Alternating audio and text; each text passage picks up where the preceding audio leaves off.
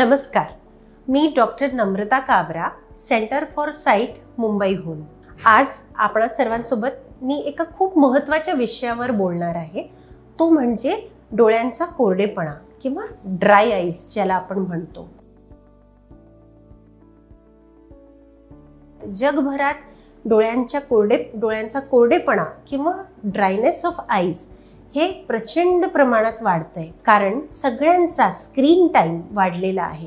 जगभरात मोबाईलचा वेळ, लॅपटॉपचा वेळ, डिफरंट वेगवेगळ्या गॅजेट्सचा वेळ अतिशय जास्त वाढलेला आहे. ह्याकरता काय करायला हवं?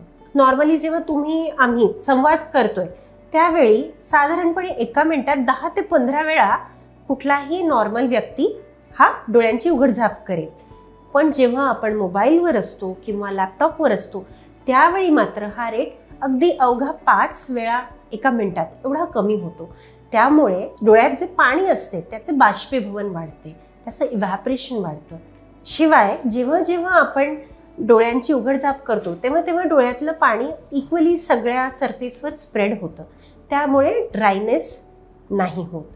सो जेव्हा जेव्हा आपण स्क्रीनवर असाल तेव्हा कॉन्शियसली, अगदी जाणीवपूर्वक डोळ्यांच्या पापण्यांची उघडझाप करायला विसरू नका. त्याशिवाय एक छोटासा सिंपल फॉर्म्युला पण तुम्ही तुमच्या अंगवळणी पाडू शकता. तो म्हणजे 20-20-20, 20-20-20. दर 20 मिनिटांनी 20 सेकंदांचा ब्रेक घेऊन 20 फूट लांब पहा. त्यामुळे डोळ्यांना रिलॅक्सेशन मिळेल, डोळ्यांच्या मसल्सना सुद्धा रिलॅक्सेशन मिळेल, ड्रायनेस प्रोफाईल सुद्धा इम्प्रूव्ह होईल.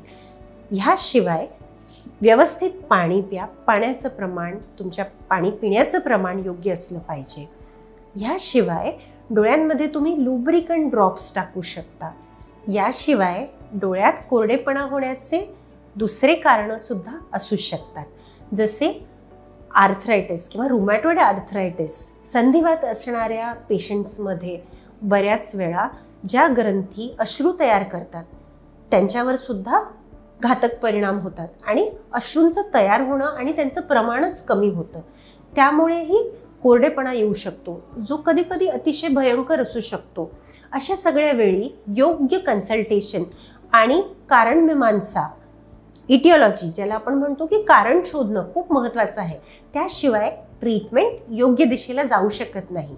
मला ह्यावरून आठवतंय, मागच्याच आठवड्यात आलेल्या एक लेडी, एक महिला ज्या आपल्या मध्यवयात होत्या आणि मला भेटल्या, ट्रीटमेंट स्टार्ट केली आणि साधारण 1 वर्षापेक्षा जास्त वेळापासून त्यांना ड्रायनेसचा इश्यू होता, ज्याकरता त्या वेगवेगळी ट्रीटमेंट घेत होत्या, पण रिलीफ मिळत नव्हता.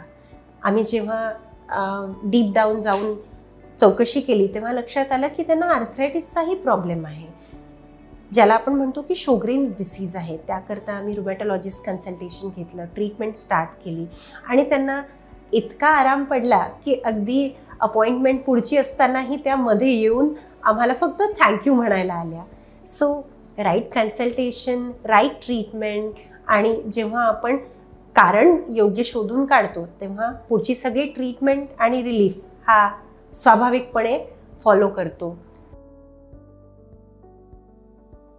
Follow Center for Sight and post your queries to get answers from the experts.